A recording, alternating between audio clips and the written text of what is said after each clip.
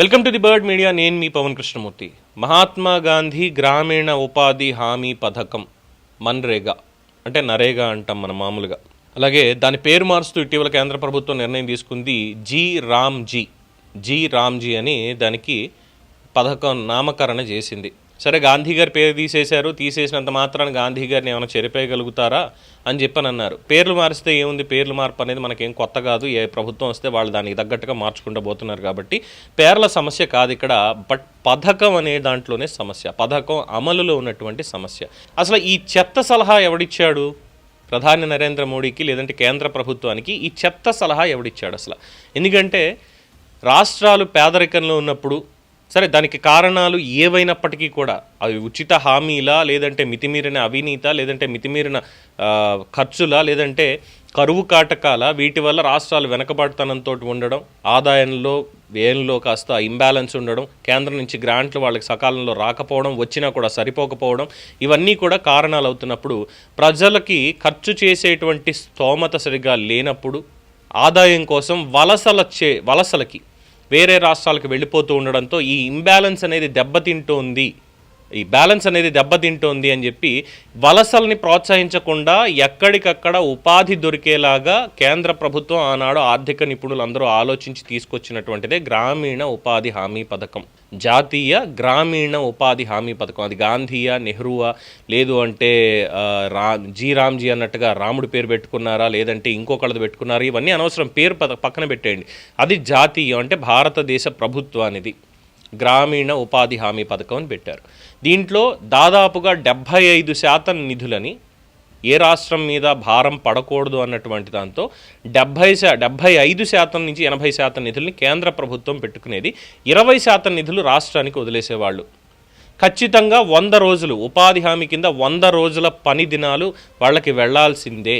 Season లేనటువంటి కాలంలోనూ, ఇంకోటి అది రైతులకా, రైతు కూలీలకా, ఎవరికైనా సరే ఉపాధి కావాలనుకుంటున్న వాళ్ళకి దానికంటూ ఒక ప్రొఫార్మా ఏర్పాటు చేసి అందరికీ కూడా అందులో పనులు దొరకాలి అనేటువంటి ఉద్దేశంతో హార్టికల్చర్లో కావచ్చు, వ్యవసాయంలో కావచ్చు, వ్యవసాయేతర రంగాల్లో కావచ్చు, అన్నిట్లోనూ కూడా ఈ ఉపాధి వీళ్ళకి దొరకాలి అనేటువంటి దాంతో కేంద్రం చక్కటి కార్యక్రమాన్ని తీసుకొచ్చింది. ఎవ్వరికీ దాని మీద అభ్యంతరాలు లేవు. కాకపోతే దాంట్లో కూడా అవినీతి జరుగుతున్నాయి. కాంట్రాక్టర్స్ లెవెల్లో అవినీతి జరుగుతున్నాయి. ప్రభుత్వం లెవెల్లో అలసత్వం కనిపించింది చాలా వరకు కూడా. సరే, దీనికి ఏం చెప్పారు? లేదు, దీని మొత్తాన్ని ఇంకా ఎక్కువగా అమలు చేయడం కోసమని, అలాగే ఉపాధి అందరికీ దొరికేలాగా చెయ్యాలి అని చెప్పి ఇప్పుడు దీంట్లో మార్పులు చేర్పులు అని చెప్పని అన్నారు. దేంట్లో అయినా మార్పు మంచిదే, తప్పులేదు. అన్నింటినీ మార్చుకోవాల్సిన అవసరం లేదు. కొన్నింటిలో కొన్ని విషయాల్లో అది దైనందిన జీవితం అవనివ్వండి, ఏదైనా అవనివ్వండి, మార్పు అనేది సహజంగా వచ్చేటువంటిదే. చేంజ్ ఈజ్ ఇన్ఈవిటబుల్ అంటాం కదా, అలాగా. అయితే ఇక్కడ మోడీ గారు తీసుకున్నటువంటి నిర్ణయం ప్రకారం ఎలా ఉంది అంటే, రాష్ట్ర నిష్పత్తి అంటే రాష్ట్ర నిధులు 40%, కేంద్రం ఇచ్చేటువంటి వాటా 60%.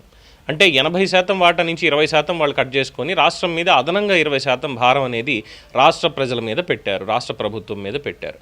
ఇది కరెక్టేనా అంటే 60% ఇస్తోంది కదా కేంద్ర ప్రభుత్వం, రాష్ట్రం 40% కూడా పెట్టుకోలేదా ఉపాధికి, రాష్ట్ర ప్రజల కోసమే కదా అంటే పాయింట్ మంచిదే.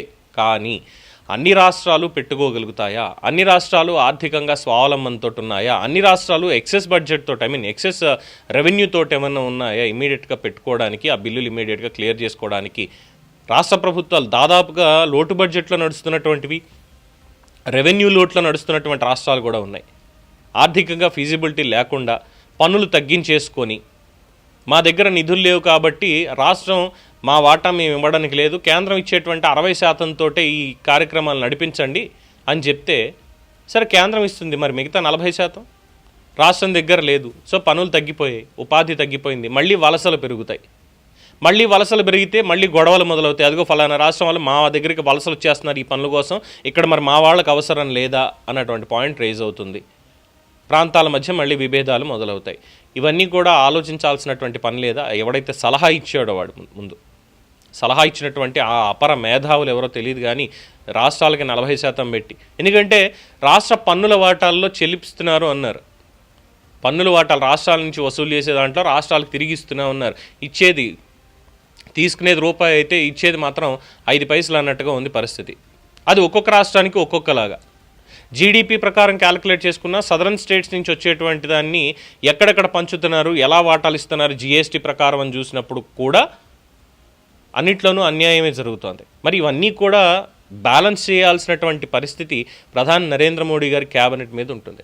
అవన్నీ వదిలేసి మేము పేరు మారుస్తాము, పేరు మార్చేసి రాష్ట్రాలకి అదనంగా భారాన్ని విధిస్తాము, మేము 60% మాత్రమే ఇస్తాము, ఇంకా మాట్లాడితే మిగతావన్నీ కూడా మేము ప్రాయోజిత కార్యక్రమాలు అన్న దాంట్లో మేము కూడా ఇస్తున్నాం కదా, మరి అప్పుడు రాష్ట్రాలు వాళ్ళ బాధ్యత వాళ్ళు నెరవేర్చాలి కదా అన్నటువంటి దిక్కుమాలిన క్లాజ్ ఇందులో పెట్టడానికి లేదు. ఎందుకంటే దేశంలో ఉన్నటువంటి వాళ్ళందరికీ కూడా ఉద్యోగ ఉపాధి అవకాశాలు చూపించాల్సినటువంటిది, అది పబ్లిక్ రంగమా ప్రైవేట్ రంగమా అన్నది డిఫరెన్సియేషన్ లేదు, చూపించాల్సినటువంటిది దానికి తగ్గట్టుగా సదుపాయాలు ఏర్పాటు చేయాల్సినటువంటిది ప్రభుత్వాలే.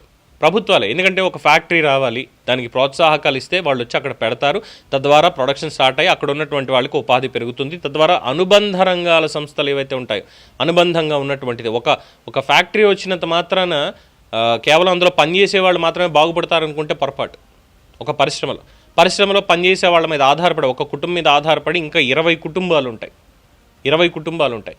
పాలమ్మే వాళ్ళ దగ్గర నుంచి మొదలు పెడితే అన్ని రకాలుగా ఇలాగా ఒక ఎకోసిస్టమ్ అనేది నడుస్తూ ఉంటుంది. సో ఈ ఎకోసిస్టమ్ని డిస్టర్బ్ చేసేటువంటి కొన్ని కార్యాచరణలు, అట్ ద సేమ్ టైం ఈ ఉపాధి పోయేలాగా, ఎందుకంటే కొన్నింటిని మనం ఏం చేయలేం, ప్రకృతి కారణాల వల్ల వచ్చేటువంటి ఉపద్రవాలు, మన కరోనా వచ్చింది, కరోనా వల్ల వచ్చినటువంటి దానివల్ల జరిగినటువంటి నష్టాన్ని మన చేతుల్లో లేదు. అది తీసుకునేటువంటి నిర్ణయాల ఫలితంగా ఇలాంటివి ఏర్పడుతున్నాయి, ప్రజలకు ఉపాధి దూరం అవుతుంది అన్నప్పుడు ఖచ్చితంగా వ్యతిరేకత వస్తుంది. ఇప్పుడు తీసుకున్నటువంటి నిర్ణయం కూడా ఒక రకంగా ఇది సమీక్షకి గురయ్యి ఖచ్చితంగా సమూలంగా మార్పు చెందాల్సినటువంటిదే. జాతీయ గ్రామీణ ఉపాధి హామీ పథకం అని పేరు పెట్టి ఇది కేంద్ర ప్రభుత్వమే మెజారిటీ, అంటే 60% మెజారిటీ కాదా అని అడిగేటువంటి వాళ్ళకి నేనేం చెప్పలేను. బట్ డెఫినెట్గా సింహభాగం అనేది దీని అమలులో బాధ్యత అనేది కేంద్రందే ఉండాలి. రాష్ట్ర ప్రభుత్వాల మీద పెడితే రాష్ట్రానికి ఉన్నటువంటి కార్యాచరణ ఇవన్నీ కూడా పెట్టుకుని దీనికి నిధులు లేవు అంటే ఉపాధి హామీ ఉద్దేశం అనేది ఖచ్చితంగా దెబ్బతింటుంది. సో దీనివల్ల మోడీ గారికి స్పెసిఫిక్గా వచ్చేటువంటి లాభం అంటే ఏం లేదు, నష్టం తప్ప. మనసులు గెలుచుకునేటువంటిది ఏమీ లేదు. ఇప్పటికే ఉండాల్సినటువంటి నెగిటివిటీ అనేక కార్యక్రమాల్లో ఉంది, చాలు ఇలాంటి వాటిల్లో కూడా నెగిటివిటీ తెచ్చుకుని పూర్తి స్థాయి అధపాతాళానికి పడిపోవాల్సినటువంటి పని లేదు. సో కేంద్ర ప్రభుత్వం మళ్ళీ దీన్ని రివ్యూ చేయాలి. యాజ్టీజ్గా పాతది ఉన్నటువంటిదే, ఇంకా మాట్లాడితే 15% రాష్ట్ర ప్రభుత్వం మీద 85% కేంద్ర ప్రాయోజితంగా ఈ కార్యక్రమాన్ని నడిపించాలి అనేదే వస్తున్నటువంటి డిమాండ్. మరి కేంద్రం దీనికి సంబంధించి నిర్ణయం తీసుకుంటుందా, లేదు గుడ్డిగా ముందుకు వెళ్తాం మాదే బలం అనుకుంటుందా? అప్పుడు ప్రజా వ్యతిరేకత అయితే తప్పదు, వేచి చూడాలి. దీని మీద మీ అభిప్రాయాలని, మీ సలహాలు, సూచనల్ని కామెంట్స్ రూపంలో తెలియజేయండి. చూస్తూనే ఉండండి ది బర్డ్ మీడియా.